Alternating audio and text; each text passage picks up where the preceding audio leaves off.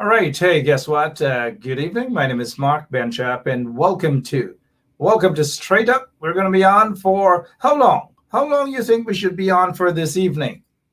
All right. We usually on for 1 hour. It is Monday. It's a beautiful, beautiful evening, regardless of how you twist it, how you turn it. It's a beautiful evening. Spread the word, share the link that we are on, and we're going to be on for 1 hour with some serious, and I really do mean it, some serious discussions right here on 107.1 FM, Guyana's number one talk radio, number one talk radio. And we're going to prove it to them. Number one talk radio. We'll be right back with Straight Up and our guest this evening, veteran trade unionist Lincoln Brandon Lewis. We have a lot to talk about. Lots to talk about. We'll be right back.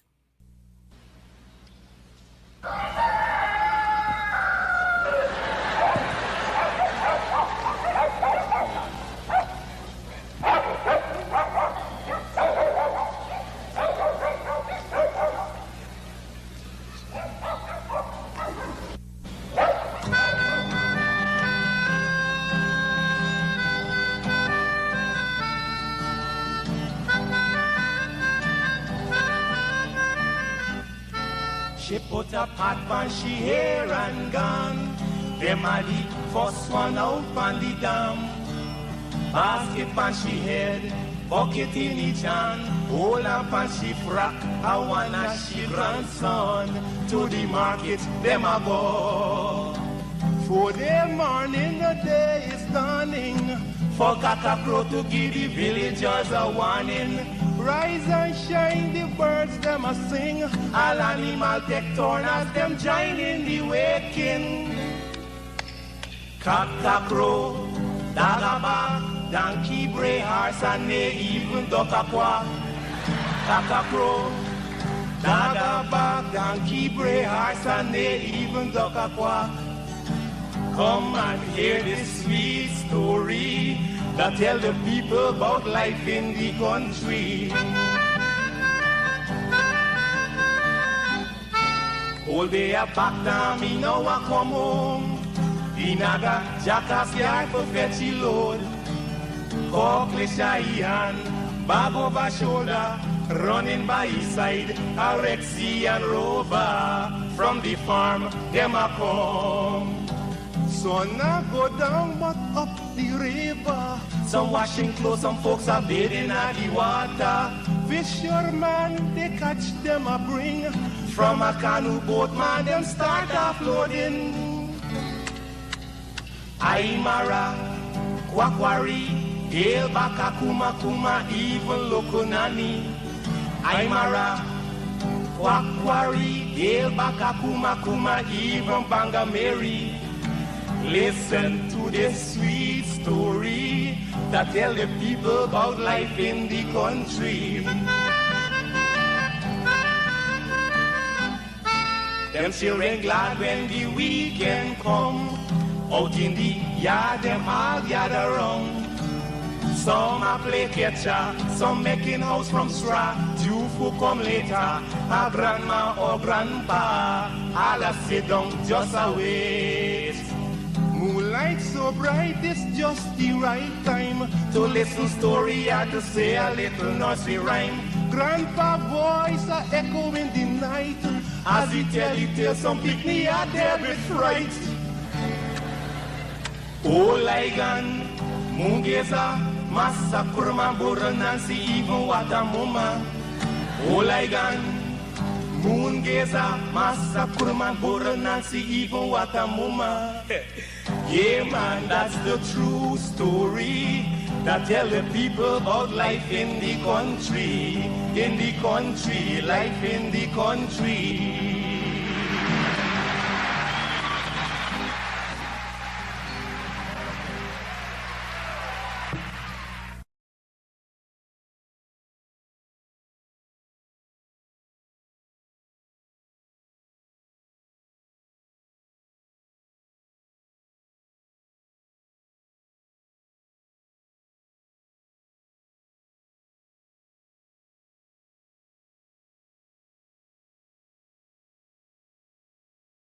If you are looking to have your statutory declaration, affidavit of income, identity, damage or lost passport, lost license, tenancy agreement, agreement of settlement, power of attorney, last will and testament, and certification of documents, then you need to visit the Alistair Collins firm, located at the Killian Mall, 162 Lamaha Street in Georgetown, between Camp and Waterloo Street. Alistair Collins is a commissioner of oaths and a justice of the peace. Make certain you visit him or call for more information at 649-6410 or 685-6448 or 503-1451. And there's adequate parking available.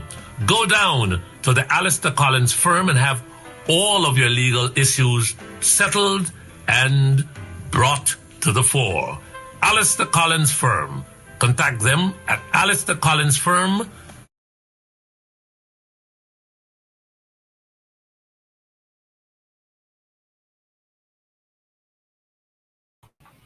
All right. Hey, guess what? It's 5 minutes after 8 o'clock in the Eastern Standard Time, that is. It's 9 o'clock, a little after 9 o'clock in beautiful Guyana. We're broadcasting from Georgetown. That's where our studio is, 107.1 FM. I notice our operator already has Andrew's Supermarket up. I wonder why he put Andrew's Supermarket over my face. There we go with Lemon again. There we go, right off the bat. Lemon again is acting up. I don't know why, but thank you so much, though, Lemon. Andrew's Supermarket. For those of you who are in Georgetown, go out and shop at Andrew's Supermarket. Everything you need to get there in terms of groceries, whatever else, get it right there at Andrew's Supermarket. All right. Thank you so much, Lemon. Starting off on a good track, right? And look, this is Schumann. I don't even want to start talking about this guy at all. A total political waste. And you notice the sort of nonsense he's talking about now, constitution reform, constitution this. He didn't know about the constitution when he allowed himself to be appointed deputy speaker of the National Assembly. He didn't know about the constitution then. He didn't know about democracy then under threat. He didn't know about those things. Give me a goddamn break. Just give it. Look, I didn't really mean to start the program like this, right? I have on my makeup. I have on everything. I want you guys to see how fresh I look. Forget about that. I'm not going to be one of those guys who are going to be shy to say that they look fresh. Very fresh. All right? Good. And I mean business this evening. Not the kind of pia political business. Real business. I mean this evening. It's just not about a susuing, susu this, susu that. Here you hear this, here you hear that. We deal with straight up matters right here on 107.1 FM. Uniform Store. Thank you so much for reminding us again, Lemon. I almost forget about this. The Uniform Store. Go out there in Brooklyn, support these people. Tell them that you heard it right here on Bench Up Radio, 107.1. 107.1 FM. I almost messed up on that, right? But it's 5606 Church Avenue. You can't miss it. You just can't miss it. I believe when you drive off of Utica Avenue, before you meet, where is it? Before you reach Kings Highway. Yeah, thank you so much, Lemon. Appreciate it. All right, can we get that off of the page right now, Lemon? Uniform Store. Support them. Support Andrew's Supermarket. But also, guess what? The Village Voice newspaper. You've got to support the Village Voice. Doing a heck of a lot of good things in Guyana. Lots of things. And you folks got to pick up this paper, man. You got to pick up this paper. I saw in the front page, my good friend. Oh, yes. My good friend, Aubrey Norton. Oh, he starred in the front page, man. He starred in the front page. Despite, they got some kunumunus who are probably saying that Bench Up is undermining Aubrey Norton campaign. And all kind of political nonsense. All right? Good. Whoever wins, let them win, man. And people are entitled to their choice. They're entitled to vote. They're entitled to support, just as those of you who are entitled to support whichever candidate you support. Give me a goddamn break. But Ben Chap is undermining Aubrey's campaign. I'll deal with that on another time, indeed, right? But it's not that important right now, mind ya, right? But the Village Voice, go out, pick up a copy of the Village Voice. Pick it up. Please support the Village Voice. Why? Because they support you. That's all I wish to say at the moment. Before you see my face, look at this. The race is heating up. I tell you what, the race is heating up.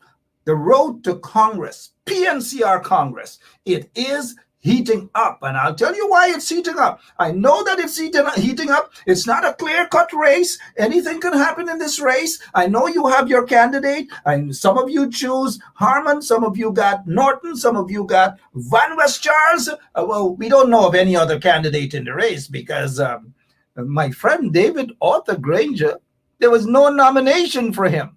And now I'm told that he just didn't want to run. And people basically probably said, oh, he didn't want to run. He's not running again. There's no nomination. Absolutely none. But I understand that. And I don't know whether that's the case, whether it is because they suspected or they knew, or he said that he doesn't want any nomination for the leadership, or they just didn't nominate him at all. I don't know. I know Ms. Valda Lawrence has also indicated, the current acting leader, that she's not going to be running for leader of the party. So I don't know whether she was also not nominated. You know, I'll tell you guys this. Good evening to all of you, every single one of you, and thank you for sharing the link. I'm feeling so fresh, very fresh. I'm not going to hide this. I'm not going to beat around the bush. I'm feeling very fresh this evening on this beautiful Monday evening. So go right out and tell people that, yes, Ben Chap says that he's feeling fresh. Let me look at some of you guys, man. Rita Clark, good evening. I like what Rita Clark is saying. But some would not agree with Rita Clark. Some think that the race is over. But look, it was just nomination day. Nomination doesn't say which direction the race is going or not. It simply means that people have been nominated. That is all. Fitna Hari Prasad, good evening. How are you doing? Let me see what Eon Bino is saying. Eon Bino is saying, yes, Mark, you don't like Aubrey Norton, but he will be the next PNCR leader and you can't stop him. And then he says he likes Van West Charles. I don't know, man. Can somebody just get me? Somebody just get me some Tylenol. It's too early in this race. Miss Booker, good evening. I saw you over on David Hines' show. David Hines did a great job. I like the discussion. Look, I'm not going to get into this back and forth with some of Aubrey's supporters. Some of them who support him today didn't support him yesterday, stopped supporting him, then they come back and they support him. I don't know. I'm not going to get into that. But let me say this to you guys. I have absolutely nothing personal against Aubrey Norton. Absolutely nothing against him. We have moved together in some areas. We have traveled together to some areas, some places, some agencies, and so forth and so on. So I'm not going to get into that, who like who or who. But you can pick up the phone and call Aubrey Norton, and you can tell him where he got some of the advice from and so forth and so on. There's no hatred for me in this campaign. Absolutely none. You know, there is no hatred for me. And this guy, the opposition leader, who is quiet. He gone on the ground, or at least I'm not hearing much about him at all. Now, people want vibrancy, and I do mean that. People want vibrancy. Now, these guys have their Congress. I don't know what's happening. They have the Congress, but it's as though they put every single thing on hold right now. Everything gone on hold right now, maybe until Congress is over. I don't know how that ought to be, but look, I don't know what's the situation, but we need to be hearing, the people need to be hearing from the opposition leader. Don't tell me you are on, vacation so that you can campaign. You know, so that I don't know. If you are on vacation to campaign, well, then just put Roysdale Ford. But then again, Roysdale Ford is running for the chairmanship too. Good evening to you, Roysdale Ford. Good evening to you. Good evening to Roysdale Ford. Good evening. All right? Roysdale Ford is running. So everybody is running. Everybody is running. Everybody is running, including this guy, Van West Charles, who launched his campaign on Sunday. That was yesterday, right? He launched his campaign. I'll talk a little bit more about that because Vanessa Kissoon endorsed him. Sharma Solomon endorsed him. And gosh, who else endorsed him? Burnham's big daughters, they endorsed him. One is married to him. And look, Colleen Isaacs is saying here, regardless of the outcome, they all should work together to defeat the PPP. That is what this is about. And that is why people want from all of the candidates. You know what people want? People want to hear how they can turn things around, how they can and make the opposition more vibrant. Because right now, I tell you guys this, the opposition isn't vibrant as it ought to be. It isn't, I repeat, the opposition isn't vibrant as it ought to be. I don't know what's happening. I don't know why it's not that vibrant as it should be. But these people, in fact, we should have a debate. They should have a debate. You know, they should. They should have a debate. Why aren't they having a debate? I don't know, but they should have a debate. People should hear what Harman can do. Forget about what he hasn't done as opposition leader. But we want to hear what would he be doing as leader of the party, the People's National Congress. I don't know. We want to hear from Aubrey Norton, not just, oh, he has been in the trench or he's a grassroots or whatever. Everybody can be grassroots. I have a different interpretation of in the trench and grassroots. But people want to hear more from these candidates, whether it's Joseph Harman, Frederick Harman, whether it's Aubrey Compton Norton, or whether it is, I believe, Dr. Van West Charles. Van West Charles, his middle name is Alexander or something like that. I'm not sure, man. But look, let me bring my good friend on. Let me bring my good friend on. Lincoln Brandon Lewis. Mr. Lewis, Comrade Lewis, sorry about that. Looking good, looking sharp. Nice shirt. How are you, sir? I'm great. Just waiting for you. Let me say good night to the viewers. I hope you'll open the mic tonight, Mark, and let me have some questions. Oh yes, the mic is open. I have lots of questions for you, and one of the things that I'll be doing as well, I want the listeners to ask some questions as well. We will entertain them. All right? We will entertain them as well. I see somebody done start cry. I wonder what Winston Boucher is a regular listener to 107.1 FM. What's happening, Winston? Winston is saying, I really would not have you. Good evening to you, Winston. Hope you guys, one of the things with this race, I like it because it's democracy. But what I don't like about it is people and their silly thought process sometimes can get so silly and stupid along the way. But for the most part, I like what I'm seeing. It's democracy in play. What is your take? Democracy in place, Mr. Lewis, as we watch the Congress for the PNCR next leader? Democracy in place? Let's begin with that.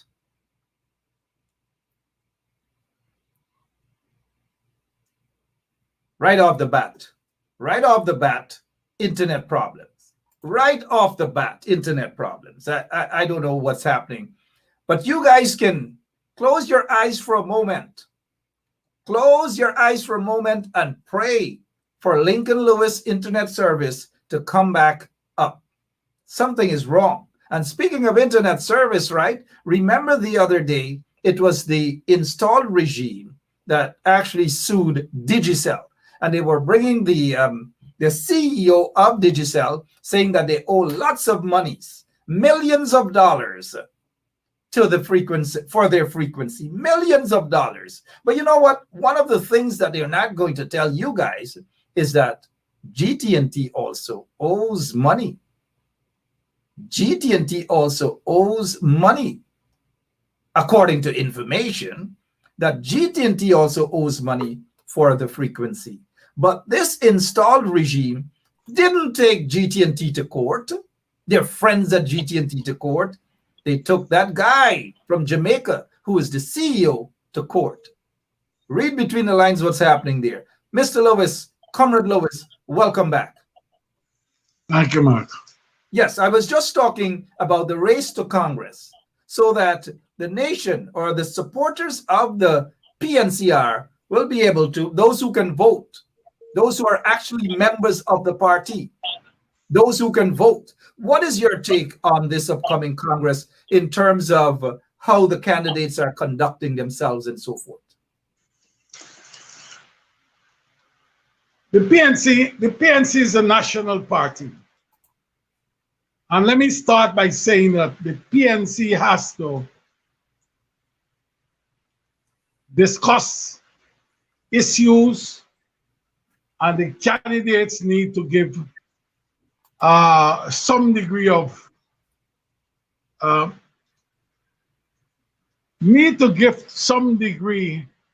information as to how they intend to lead the party after the elections. There are people who say, I've heard people saying that what the PNC is doing, what the leaders are doing, is washing their linen in the public. I don't believe it's so. I believe as a national party and a party that decide that democracy must always be at work. The persons who are supporters or those persons who vote for the party at election time, those persons need to know what the new leader is intention. We have seen the PNC for some time in the past getting involved in a coalition and looking for persons as a presidential candidate where you have primary. I've recognized that for the last election, that situation came, that process came to an end. As a citizen of this country, I will want to know if we are going to return to that process where there will be primary, which don't necessarily mean that the leader of the PNC will be the presidential candidate. Those are type of things that are important. But let me go further to say that there are persons who call me and ask me, which candidate are you endorsing? And I've said to people, I'm not endorsing any candidate. They're all good men. But what is expected as a man who has been in leadership of organization over a considerable period, when you elect a leader at this Congress, I believe as I listen to the drumbeat, that people are looking to fight. Somebody who was prepared to take the PPP government on, somebody who prepared to mobilize the party. But let me say to you that it goes beyond that. It goes beyond that with this Congress and this election. It goes to the point where, as a party, you are coming up against the PPP, which has a war chest, plenty money to fight you. The question here is that, will the leader, the new leader, or the leaders, or those who are vying for leadership, have they taken on board the consideration that this party is broken, and what you have to do is raise of develop the kind of resources, financial and human resources to fight or confront the PVP that has watched us. This question is not only about talking about a fight. This question here is about getting the resources to fight. And I wish the next leader well, that he will be able to raise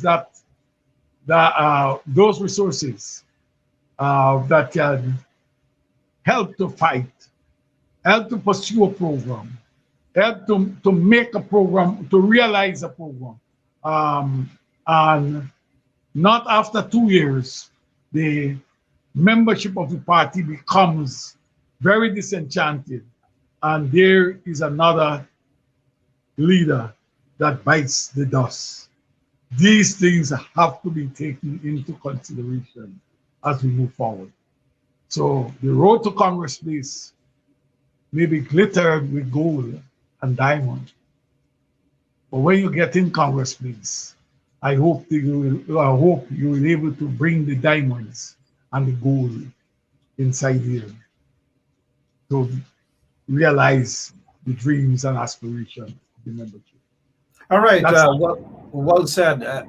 Lincoln Lewis with us this evening, veteran trade unionist, talking about the road to Congress. The road to Congress at Congress Place, to elect a new leader, to elect a new chairman or chairwoman, vice chair, central exec members, and we will also see a new general secretary, because what comes with a new leader is a new general secretary. Mr. Lewis, Lincoln Lewis, spoke about the fact that what the people are looking for is vibrancy and a vibrant opposition that will be able to constructively take on these folks in the installed regime.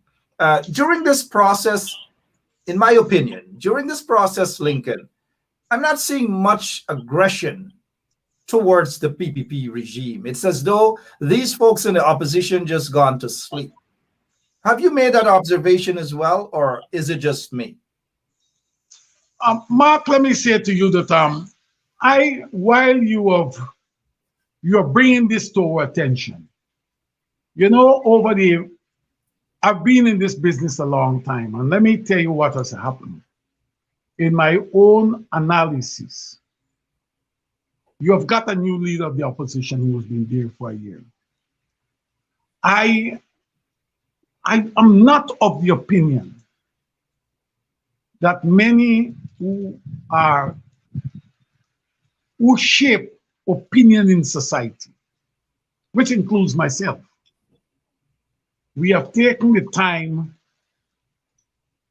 to call in the leader of the opposition, circle the wagon, and give him an agenda coming from stakeholders and interest group within his own party, within the coalition. I don't believe that we have done that. So there may be a dereliction of duty by a number of us who criticize the current leader of the opposition. This is a man who have never led, who have just wet his feet in politics. I believe now is about 8 to 10 years. Never led in parliament, catapulted into.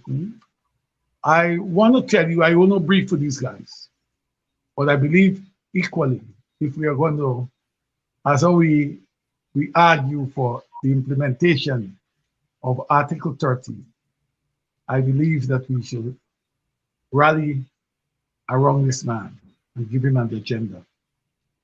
You can't hold people, you know, I've been in this business and I understand it. If a man tells me that an employer says the man is not performing, the employee is not performing, the first thing I'm going to ask for, I want to see what your work plan, what the plan it is, what's the man's job description, right?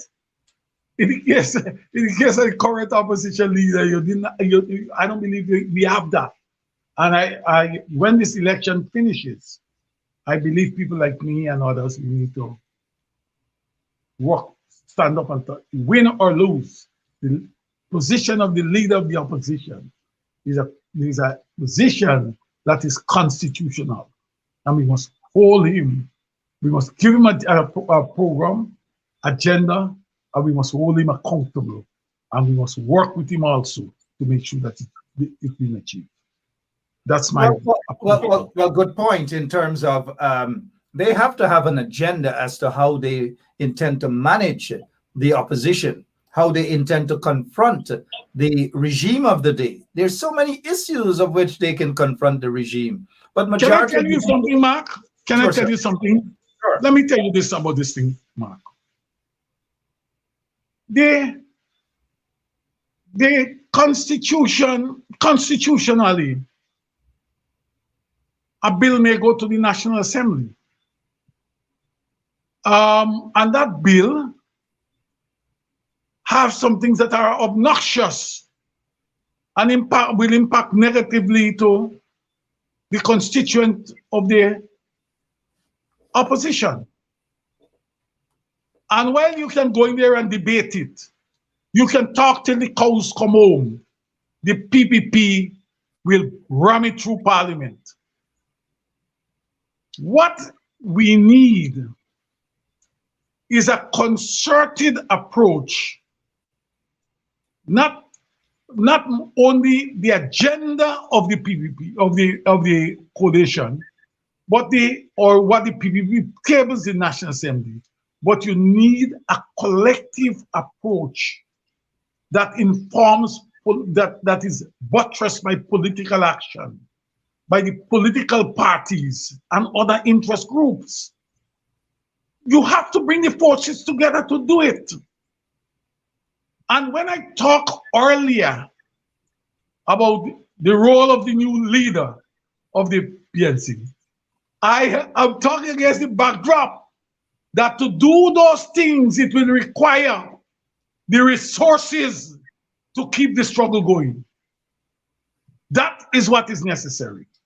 So is that question here? You can elect tomorrow Aubrey, Joe, or Richard, whichever one you want to elect. But the question here is the resources to do the thing, to deliver. People, even if you have 50,000 members in the PNC who carry card and they pay when the year comes, the requisite, what we call it, fees, membership fees. That in itself can run the party for a year. Not a real And I think money. the membership fee, somebody can correct me, or to renew your membership of the PNCR, because I suspect people don't understand that in order to vote in this Congress, you have to be a member, a paid up member of the party. And it might be $100 Guyana, maybe $60 Guyana. You're correct. Yeah. That's not sufficient to, yeah. What I don't want to do, Mark, I don't want to. While I want to give the enthusiastic members of the PNC hope, I don't want to give them false hope, because in giving them false hope, what they can do is destroy the new leader of the party by expecting so much outside of what he can deliver. This thing called for the establishment of synergies to fight the PPP. Stick a pin for a moment, Mr. Lewis, Comrade Lewis. Stick a pin for a moment. You say that the expectations of the members of the party might be too much, or you don't want to give them too much hope. What would you say the energy was like? I want to give them hope, but I don't want to give them really excessive expectations. I don't want to build their expectations that tomorrow when they elect a new leader, this is what will happen. Let me Fair. tell you what. The new leader will have to play ball with other groups to get this thing going. We gotta understand that. I have all the men who are contesting this, the leadership post. I have relationship and very cordial relationship with all the men. I can talk with them. I can call them anytime. What I'm saying, I want to say to you, the job that they're taking on, I don't want it. I don't want it because I recognize what an Herculean task in front of them. I can help them. If they come to me for any assistance, I'll be open to assist, but it's not as easy as one would like to. I believe the time has come for rebuilding of their party. And let me make it very clear that to democratize the system, to hold the government accountable in the armory of the Guyanese people, there must be a strong PNC.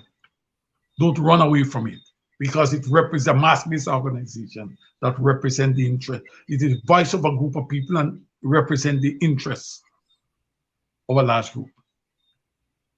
All right, let me ask you, when we go back in 2002, after the death of then opposition leader, Mr. Desmond Hoyt, we saw and we heard a lot of the very sentiments in terms of the fighting spirits and so forth and so on in the then opposition leader, Mr. Robert Corbyn, who promised a heck of a lot. Would you say that based on those amount of promises, many were not fulfilled, people expectations dropped? Are you hearing kind of like the same drum beating all over again, or is it a different kind of drum beat? There's a drum beat. When let me explain to you. When Corbyn took over, Corbyn has been a political guru over the years. People were expecting Corbyn to hop up the tempo beyond where it was. But let me make the point to you that the party in itself, during the life of Burnham, there was an economic base that was established. But notwithstanding that, the party did not build on that economic base or that structure that Burnham had put there, economic structure. It had started to eat the economic structure of the party. So Robert was now placed in a position where the expectations were high. But the same people who don't want to protest, right? The same people who will want to protest don't have the money to sustain the protest. And the people who don't want to protest are the people who have the money that can help you in sustaining the protest. So the man was caught in a vortex. But I'll tell you what, while he ran in 2006, the man was able to put in place, work towards putting in place, not only a coalition, but he introduced the issue of having the primaries. And he, regardless of what we want to say about him, that's a great legacy of Robert Corbyn. He will leave something positive, but he has left something positive. But I don't know if the next leader, based on the expectations now, will be able to leave something as positive as that. So what may well, all three men get well intentions, good intentions to have this thing. It may be good for you guys to sit down, the three of them, and to talk behind closed door and to share ideas that whenever they have come to the conclusion, and whosoever become the new leader, there's a program and there's a strategy that they can raise the requisite resources, and we don't put one man there. The support is not there, the resources are not there to help him to deliver, and he is taken to the gallows next 2 years. I look at it differently. One other question, because I want to move on to some other subject matters that are. Yes, ask me quick. Thank you. I will, sir. Are you confident, based on what you're seeing and hearing coming out of Congress place and from the candidates, are you confident that this process will be a smooth, transparent, and democratic? Well, let me tell you something, Mark. I don't know what coming out from Congress please, because I don't read that. What I know about is that the three men are vying for the chairmanship, the leadership of the party. I'm not following up if there are shenanigans in the process or what. I'm not following that. Why following? I am looking at the big picture. How can they succeed in their job? I'm not a member of the PNC, but let me tell you what. I have an interest in the PNC to make sure that it is strong enough and it can establish the type of synergies that can deliver for the poor and the downtrodden that are out there. And you would support a debate with these three candidates? No, I will not support a debate, Mark. Why not? I will support a discussion. In debate, there are winners and losers. I will support public discussions among the three men, but not a debate. I don't want a debate. In debates, you have winners and losers.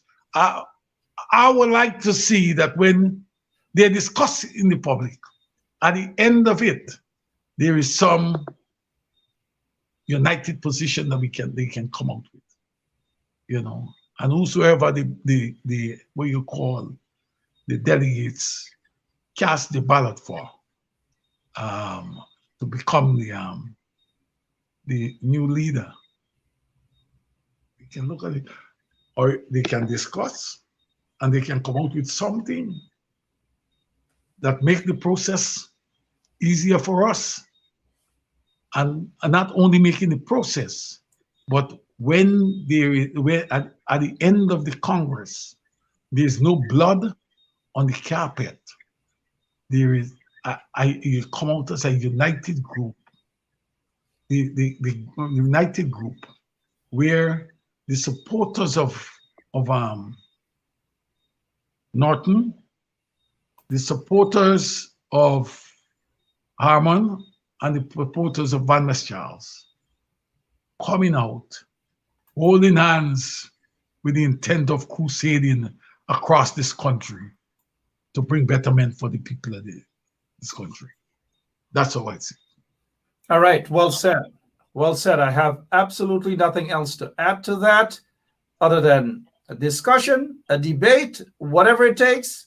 Let the three of them come publicly and discuss the issues and the way forward so that this thing can be done in a very democratic manner, where individuals at the end of the discussion / debate, people are able to either be impressed or not impressed, or more than impressed with what they're hearing.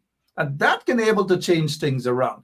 That is what happens in a democracy. That is what we here at 107.1 FM are pushing for a I debate. want you to ask me the next question, Mark. Discussion. Go ahead. These questions that you asked me tonight, Mark, you catch me because you didn't discuss this matter with me.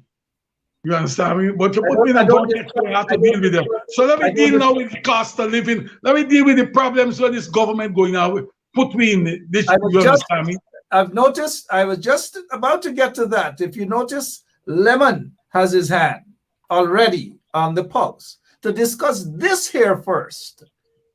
Guyana's oil account is now at $534 million US dollars, that is, in the bank account. Something that the PPP's fingers scratching, it's itching them. They want it. They want to grab it. They want to snatch it, but they can't. Now, outside of this $534 million tax people of Guyana's money, that's them. The Guyanese people money, they're in the bank.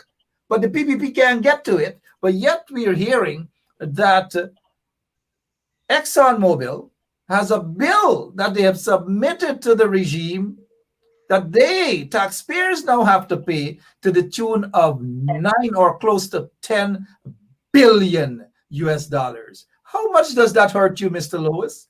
Comrade Lewis? Let me tell you this, Mark. Let me make this pointable.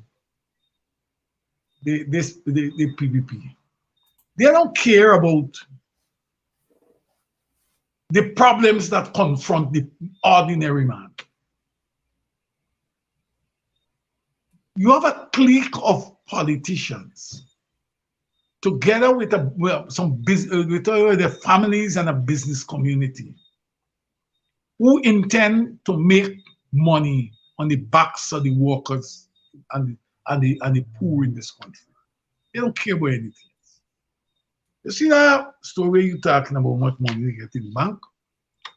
They decide already, that they are going to, the year before the election, the next election, they're going to start drawing on that money and they are going to use it as the campaign tool. They decide already. They know that many of us our memories are short. They will see this money as the money, many of us will see this money as the government doing us a favor, not recognizing that it's our money, it's the people's money, and we must demand that it be used for the benefit of the people. You see that audit that they failed to do? Hear what this man, hear what one man said. One man said, there is no proficient agency in this country that is capable to do the audit. And those who came from overseas could not have done it too. So that man is now thinking, we're going to form something. And when we form that group is going to do just what is expected of it. You know what they intend to do? Is to take their cronies. They don't form something and tell their cronies, you can get this, you can get that, and they're going to draw down on this money. You draw down on this money. This is not about me and you, and what we like. This here is about how much they can get from them. People have plenty money and they want plenty more. And the faster we come to realization and understand that we got to fight for something, it will be better for this country. Last week, the whole of the office of president said, cost of living, and he tried, cost of living high, and he tried. But what you're confronted with is a laborer who cleaning the drain, but you're asking him to construct a house.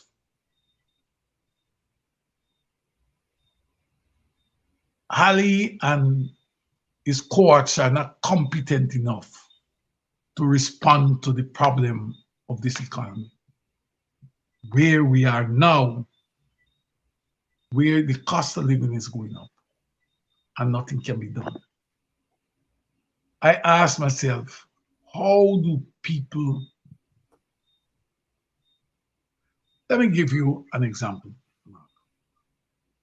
You're paying a police $75,000 a month or 78, something of the sort. We expect the police to pay a rent. Don't get nothing below 35.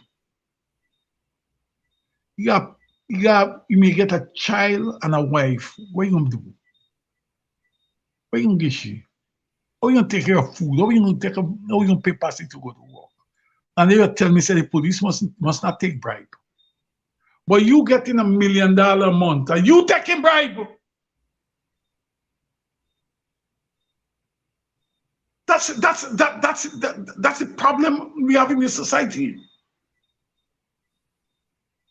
They need to look very clear. They need to start now and look at the issue of where we have to come up with new wage bands for the public sector. New wage bands for the public sector. When the police go in a training school, I'm taking the police for example. When police go in training school, they start with about $120,000. And when you come out from training school, you must get about $150,000. As a minimum starting. I hear Minister Ben telling them what they must do. Look at what integrity and come up with something about integrity and what have you and say. What integrity are you talking about? What integrity are you talking about? When you're not paying a man a living wage, what do you expect to happen? These are people who got to look after us, you know. When I go to bed tonight, I expect the police to be on the road to make sure that those people who are involved in activities that are inimical to the interests of the ordinary man, ordinary decent man, that they protect us from those people. Well, you can't pay them that money and expect them to do that. Well, they can't even, they're not even concerned about paying the teachers proper salaries and all this thing. Look at for the 23 years what happened under that regime. They were not concerned about the police other than the ones that they can corrupt and the other ones that they can make to become part and parcel of drug lord. Mark, let me tell you something. When Granger government, which I'm mad with them. I was just about to mention that part, but I want you when I was mad with them they decide that collective bargaining, they continue with the PPP, where the PPP left off. Collective bargaining is not important in this country, which is in contravention of one of the first conventions that this ILO convention that this government, that the Guyana ratified. The right to collective bargaining when they decide to impose wages. But when they impose wages, they say they'll carry up their salary. And these men and women in the opposition cost them out. Well, you know what they did? Their salary went up too, and they take it. When they come to power, when they come to government, I thought they would have reduced those salaries. But they take it, and I'm sure that what they're going to do is increase them again. These people not looking after us. We don't have a place. And the faster we come to realize that we don't have a place, let me have a place in society, in their scheme of things, it will be better for us. You know, today I went to a funeral and I met some people.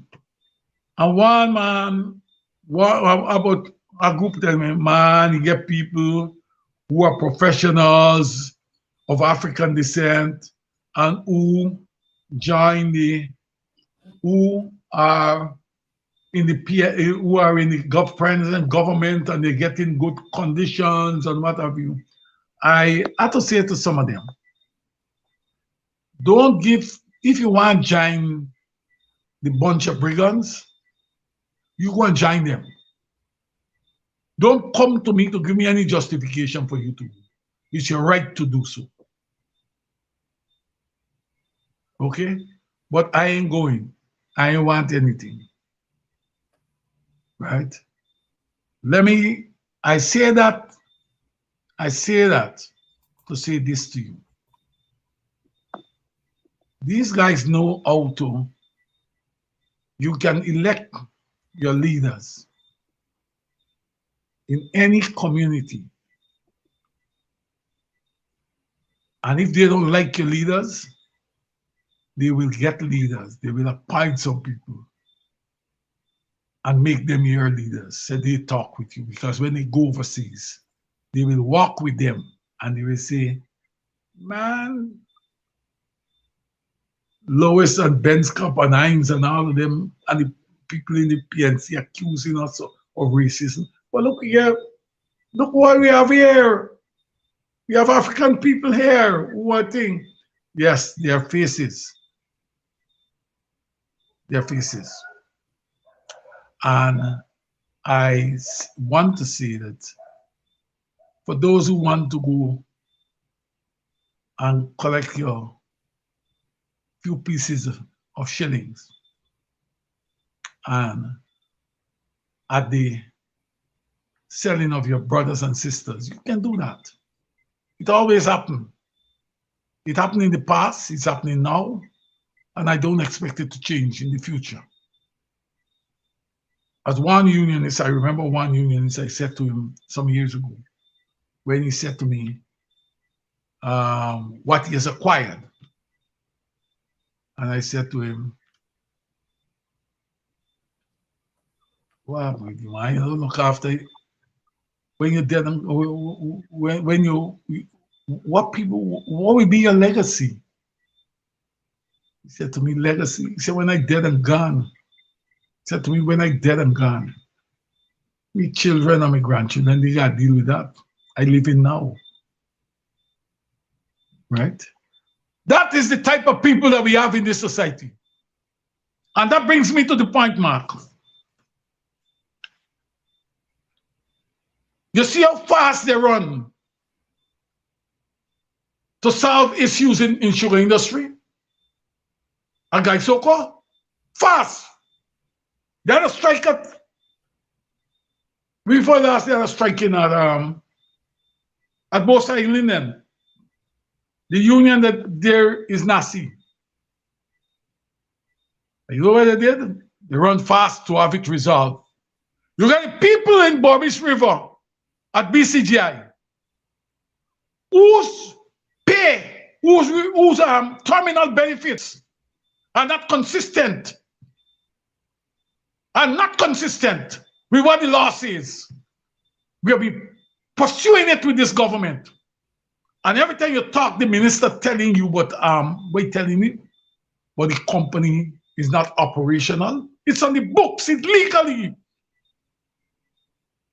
And every employer has a responsibility to discharge what is just and fair to any worker.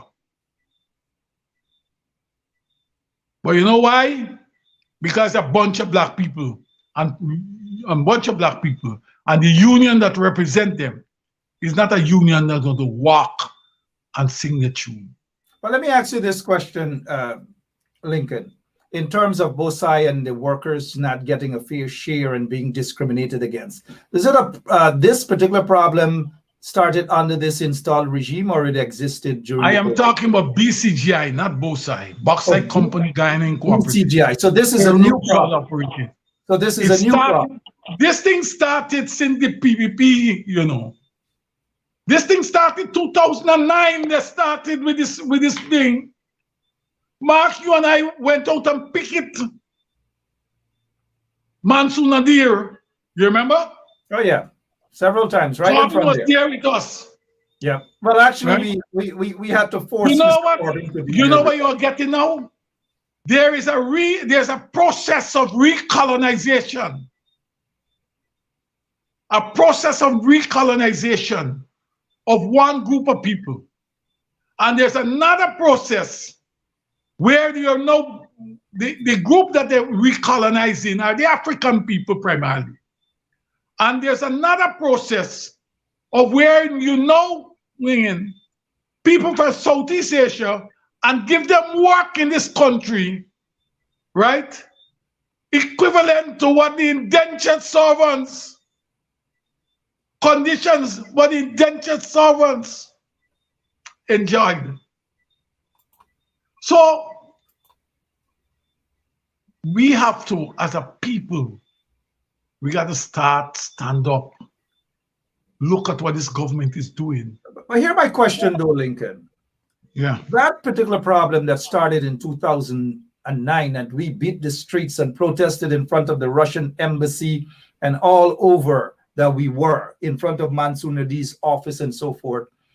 Why do you suppose that we understand the PPP's approach in not wanting to resolve that particular issue? But why do you think that it was not resolved under the coalition? Let me say to you, I don't believe that is everybody. Minister Brooms tried. She was junior. She was junior to. The question is not whether she was junior. Mm-hmm. She tried. Sure. And she was moved. She was removed because big money went to the government to move Brooms. 1 second. Big money, right? 1 second, sir. 1 second. Then you. 1 second. Was she removed because she tried on this particular matter, or this was one of the matters? Okay, this was one of the matters. Continue, right? Sir. And she started to ruffle feathers to say, look, here's something. Those employers that have 2 books where they're paying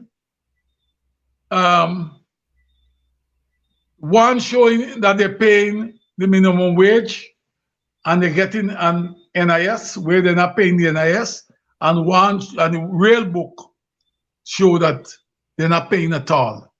She started getting on those people, getting and ruffle the feathers. And the private sector went to the government to move Brooms. And the whole thing went down the line. Right? I believe that even the coalition had the testicular fortitude to deal with foreign capital that come here to exploit us. And they've gone out of power, out of government, a new government is here, all the way saying that what the law prescribes, Guyanese must benefit. You must respect them. If the law says you're entitled to $2, then pay them $2. Right? They don't want that. They decide that only one union can come to them, 1 or 2 unions can come to them and say what the problems are. They decide on that. Before we move on that, I just want to get this straight. That the coalition had Miss Brooms, Simona Brooms, the junior minister then, attempted to. She tried. She was moved. But here is a coalition that was supposedly, close to the bauxite workers who voted overwhelmingly to get them in office. That this matter should have been solved under the coalition. Mark, let me tell you something, man. I hear you. I read the TUC Granger 7 times to meet with him on issues, of which this was one, and he never met with us. Never one day met with us. And when I talk about it, people you know what happened?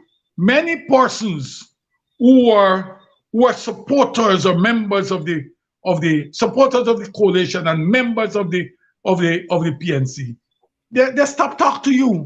They used to cuss because you. they believe, they believe that you shouldn't talk about it. You should wait and go and talk with Mr. Go and talk with who? A man who don't want to talk with you? But I'm saying that I don't care, Mr. Granger gone, he's not president anymore. This government must deal with it. That's my problem. That's my position. Whichever government in office, they must deal with it. Well, I understand that, but because the reason why I mentioned, I know we hit the streets every day. You were the leader. We joined you. You were the union leader who stood up, and we joined you, a few of us, to say this is wrong. This matter has been existing since 2009, man. It's so unfair to the bauxite workers. But again, the coalition didn't correct it. Let me tell you what. But the coalition didn't correct it. Do you really expect these vagabonds in office now in this installed regime to do something for those workers? I doubt it. The issue is that they're being paid. They're sworn.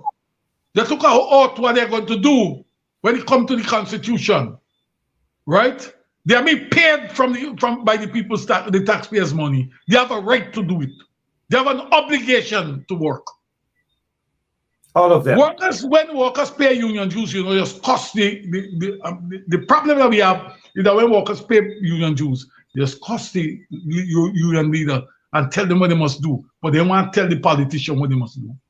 They don't tell the politician to discharge their duty, right? Let's move on. Have to do something. They have to do that. And I recall when some of us were constructively criticizing Harman, Granger, and all of them. A lot of them who are crying out now and they're vexed and let them go at this. They were spitting fire at us. That we were bitter, we were this, we were that, Lincoln bitter, Benja bitter, everybody bitter for them. No. Now look what's happening now. Go ahead, sir. Let me point out to you here. Sure. Let me tell you this. I had to say to people, when I left Linden and come to Georgetown, I come to do trade union work. I am not looking forward to going to the National Assembly, neither am I looking forward to be a minister. Those were never my aspiration. But I tell you what, when I look at how plenty of the presidents of this country operate, when I look at how they deliver ministers, I believe I remark myself low. I believe I can run this country and do better than all of them. Lincoln Lewis for president. Lincoln Lewis for president. I will be by your side. Make me your campaign manager. I know you have been in the trenches. I know that you are a grassroots man as well. Some people are going to get upset when I say that because trenches, grassroots, I don't know. Lincoln, let's take the minibus and head up to, and I'm serious about that. You should run for office, some sort of office, man. You should become a chairman of some region. I want to tell you something, man. Let me tell you what. Tell me. You see the money where they pay to those people who will give the $250,000 to. Those people are not workers anywhere. What people? Those people for sugar, from where they said they're giving sugar workers. Yeah. They're not workers any longer. That's a payoff. Here's something, here what they are, Mark. They were paid, they were paid their redundancy benefit based on the law. They get it. Then you turn back and say that you're going to give them no $250,000. What they're doing is siphoning off the funds of the consolidated fund, siphoning off them and giving to their supporters. Here what I want, here what we want. We want the same thing. You must give it to public servants. You must give it to those people. I will give it to workers throughout or citizens throughout this country. It's not going to happen. I'm telling you what I want. Don't tell me what will happen. I'll tell you something here. Mark, hold. Can I get a minute? Can I get a minute? No, you're not going to get a minute here, Mark. Let me tell you something now. Talk. There's nothing that is impossible. You can make it possible. I always start from the position that all the regimes throughout the world that run the country with an iron fist, there's always a time when people stand up. And what has to happen? They have to deliver on what the people want. That is the money that we want. Public servants last year, they give them nothing. This year, they wait for Christmas maybe to hand them something. We got to do something about it, Mark. We have to fight, man. That money that they give to, in principle, the money that they give to them is not redundancy benefit. It is not wage increase. And for that reason, Mark, we should all demand that the money be extended to workers and citizens across the board. Why should they take the money from the consolidated fund and hand it to a specific group of people who are their supporters, who are not employees? I'm telling you that they're employees. They're not employees anymore. I understand who's an employee. I've been around a long time. I understand what it is. Let me tell you, Mark. I want to tell you this. The first redundancy, when they talk about redundancy and get law for redundancy, the first agreement that led to a redundancy package in this country, I write it. So nobody come tell me what is redundancy and what is not redundancy. I wrote it in May of 1991. Okay, sir? Thank you. You can have your say now. Thank you for giving me the permission. I noticed somebody says Lincoln Lewis for president. I just took it off the screen there. Lincoln Lewis for president. Lincoln. Now let me make my point. Let me make my point. And I agree with some people, and that's why we see here George Tanner is saying Lincoln Lewis is senior to Mark. And I believe in, of course, not because it's my show. Mr. Lincoln Lewis has a right on this show for his voice to be heard anytime. And every time we bring a guest on this show, it is for their voice to be heard, not for me to take advantage of them unless they're Sam Hines. And Lincoln Lewis is no Sam Hines.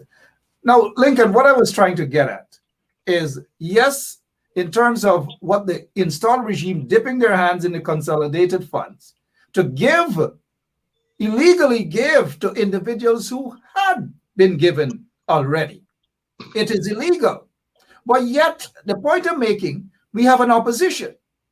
That opposition has lawyers. Those lawyers should have had the PPP up the court steps with a lawsuit, preventing them from dipping in the consolidated funds, probably charging them, ensuring that the courts know that it is an illegal act. Also, you are a leader of a union. We have other leaders of other unions whose members have been shortchanged, whose members have been discriminated against.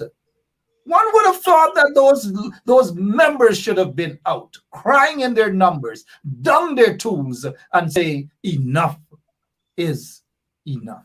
Your take, over to you. Mark, you know, I hear these things. You know, I hear people talk about calling strike and doing these type of things and protests. They are necessary tools. They are necessary tools. What is that is the strength of every political party or a trade union comes from the membership.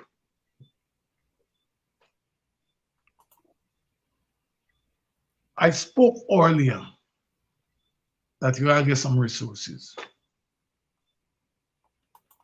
Whosoever become the leader of the PNC, you gotta want to get resources. You gotta rebuild. Trade union movement gotta rebuild just the same. You know why? People today find reason why not to do something rather than find a reason how we can get it done.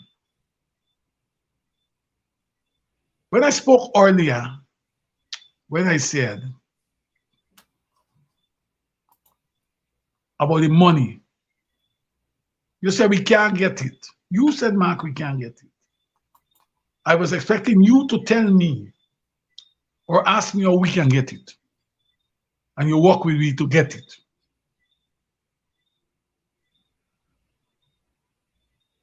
I'm taking this position. You're talking about the 250,000 that. Yes, that's what I'm talking about. I ain't only talking about that. As to how we can get it. Yeah. I want to tell you something, man. When they're committing an illegal act, they must be stopped in their track. And this is where the opposition comes in. I am not an elected official. I in Parliament, I would have taken a piece of wood, iron, and barred that door and preventing all of those hypocrites on the government bench to walk in there and talk about democracy. That is how I would have approached. It is illegal for them to take the $250,000 and give it to sugar workers, some sugar workers, and starve other public servants. That is how I would have reacted. Can I make this point to you, Mark? 1 second, I'm not done yet. I'm not done yet, Lincoln. All right. Make your point. No, make your point. Yeah, let me tell you something. You're saying illegal, right? Well, I'm a trade unionist. I ain't saying illegal. I saying you give to one group, you got to give to the other one. Let me carry it across the board. Let everybody, I'm not going to stop anybody from getting money. Fair, true. What I want is that to make sure that everybody get. And that's the trade union position. And the only way we can get is do what is necessary. Do what is necessary. So what are we going to sit down and expect these people in the installed regime to actually do what is necessary? No. Surely not. When I come out here, I'm going to tell you what is necessary. Off the air? Yes, I'll tell you what is necessary. I'll call you right after I get off the air. Trust me, I want to know. I think I have an idea what is necessary. There are two other questions I want to ask you before you go. Two other questions. We're hearing about contractors being given contracts to build all sorts of things, as in the case in Linden. Over $347 million to build a school. Some people are against it. Some people are for it. The contractors are attempting to justify it. I want to hear what is your take on the awarding of that contract to those folks. I am saying any contract that has been given must be done within the confines of what the standard practices are. The Procurement Commission,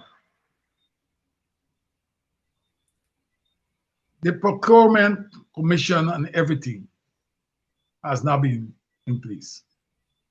What the guys are doing, and it can be seen this way, that they are going to filter money to their friends and supporters. And that's what they do with this contract. But not only that, what they do here is just what I said earlier. They will not give the other contractors or day-to-day contractors who are with Linden this month, because they find that those same contractors may support the opposition. They are now giving to another group. And what the impression that they're going to give to the Linden community, that while you follow and you support that group of contractors, these are new contractors. And they are the new leaders in the field of construction. You remember the story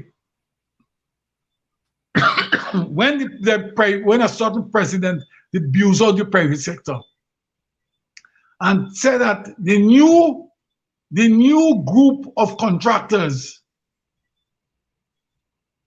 included the company that Raja Khan owned. You remember that? It's the same thing coming back. Our memory is short. That's how they behave. What they're doing is putting new leaders, black faces, black communities, and telling people that they are your real and new leaders. That's it. Got you there. We want to discuss those things and more right here on 107.1 FM. Let me just say to our listeners that this coming Wednesday from 9 o'clock Guyana time, 9 o'clock Guyana time will be 8 o'clock in the morning. In the morning, we have a spanking new show for 2 hours. We will have the person who will be hosting that for a few minutes tomorrow, right here on 107.9 FM, on 107.1 FM, sorry, on Straight Up Here. So we're going places. We are going places, Lincoln, just as the Village Voice is going places. We are going places too at 107.1 FM. And we want to be able to ensure that we take Village Voice along with us. And we want Village Voice to take us along with you guys as well. Give us a quick rundown. What's happening with the Village Voice? How is it? The Village Voice is moving along. My understanding from the editorial group is that we are going to be intensifying the online operations. Both myself and Dr. Hines, David Hines, have been asked to do op-eds to facilitate the online operation between Monday to Saturday, and continue to print on Sunday. Apart from that, what we will be doing is that we are looking for contribution to keep the paper going. You know, it's not yet at the point where we are making money to do a number of little things to meet the meet your operation cost. You have staff to pay when the month comes, and you have operational things to do. So they're looking for donation, and they are looking for what we call they will be closing the what you call it, the paper, the online, and we'll be offering to people opportunity to pay something for reading or for the services that have been provided. And that will go towards the printing of the paper, because for those of you who don't know, you're hearing it now, the Village Voice is actually a newspaper on the ground. It is printed and distributed once per week, every Sunday. So call your relatives, your friends in the community, wherever you live, in the villages, wherever you're from, to support this newspaper. It is a vehicle on the ground that is needed. So go out and support. Mr. Lewis. Comrade Lewis, it's always a pleasure chatting with you. A lot of people don't know, even though I look older than you, a lot of people don't know that I actually knew you since I was a little boy. When you used to visit our house there. Your father was a very decent man. I hope that you're not only a chip from your father, but and was a trade unionist also. Hello? Yes, he was. And you're not going to tell people that also you Yes, he learned a lot. was. Your father Union was work. a very, very decent man. And as I said earlier, I hope you not only a chip, but a jump from your father. Thank you so much, Comrade Lincoln Lewis. I always appreciate having you. I never thought that I was going to grow up, become a big man, and stand by your side in this struggle. I hope you're decent as this man. Thank you, sir. I really have to go. Our operator Lemon, who really appreciates you, and all of our listeners also appreciate you and the service. Say good night to Lemon for me. 1 second. They're all saying, oh, Lemon is saying good night. Lemon doesn't stop talking about his favorite trade unionist, Lincoln Brandon Lewis. All right, look, but it's always a pleasure having you here, sir. I take my hats off and I salute you for your dedication and service, not only to the unions or your union, the union of which you're part of, but to the people of the Cooperative Republic of Guyana. Your closing remarks before we go. Go right ahead. I want to call on everyone in this country, be a supporter of the government if you have voted for them, or people in the opposition, that let us make rights and the rule of law our mantra. Let us hold public officials accountable for their service to this country. We cannot allow people to transgress our rights, violate laws, and continue to support them for whatever reason. The time has come that the change we're looking for, we must be the agent of change. Good night to the viewers. Thank you for taking your time out. Good night, Mark. Thank you for inviting me. And all my family and friends who have given me their support throughout the days that I have been in the struggle. Thank you. Good night. Well, let me say this before you go, that as part of my contribution to helping a brother, because you know we always help each other, this coming Sunday, I want to be able to push my hands in my pocket, take out a little something, and purchase 50 newspapers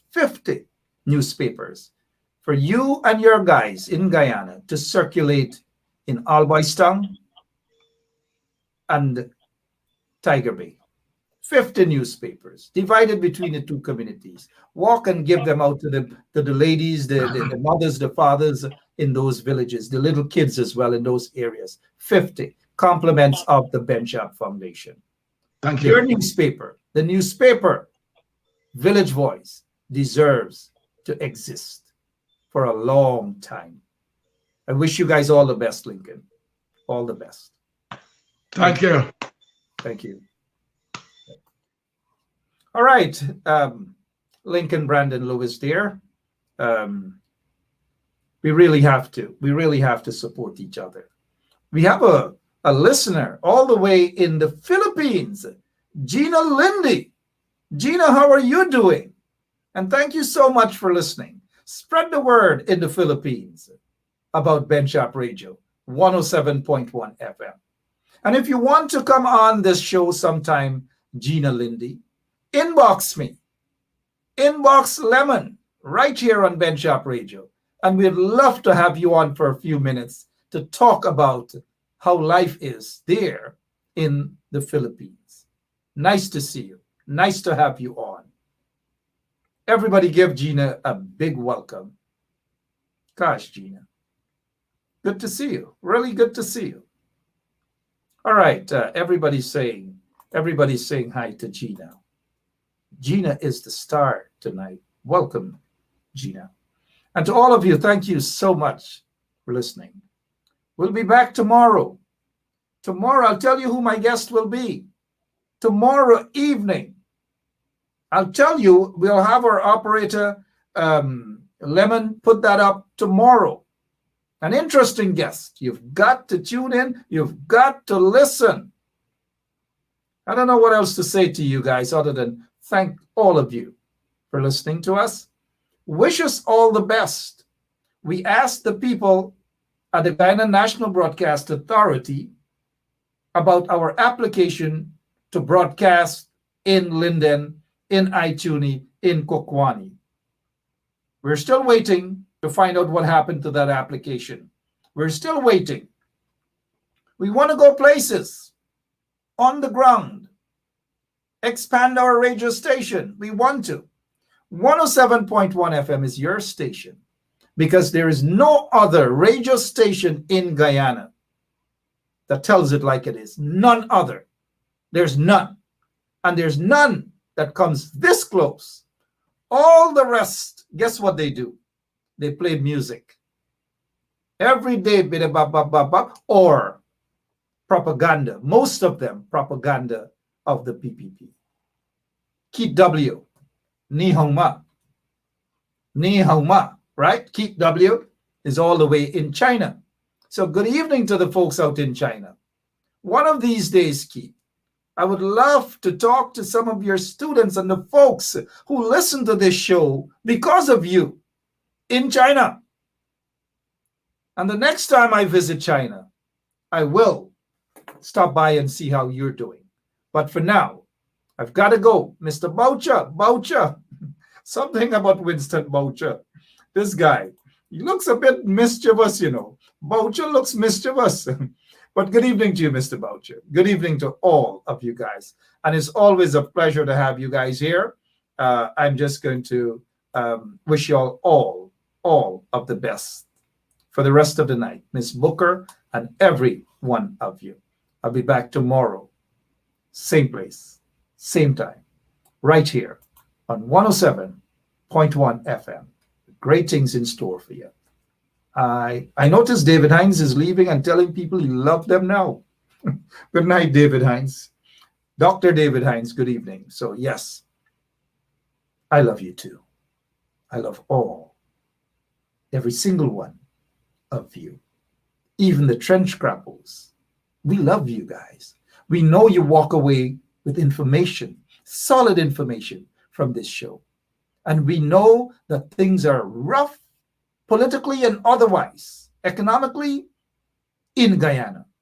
We also know that the PPP has messed up big time. We see that people who embraced them, who supported them, are walking away in numbers from them. That is why I say tonight, to the trench grapples, or those that I describe as trench grapples, welcome to this show. Give us a hug, all of us a hug, because we love you guys. We know what you guys are experiencing under the PPP regime. We know that it's not easy. That is why this is a show that is filled with love. And the information that we push out here on 107.1 FM, it is accurate. It is about peace, it's about love, and about unity for our beautiful, beautiful country. This is not a show about propaganda. This is not a show about emotions and crying and all. This is a show where intelligent people come on to talk intelligent things. So all of you again, God bless you. Until tomorrow, same place, same time. So long.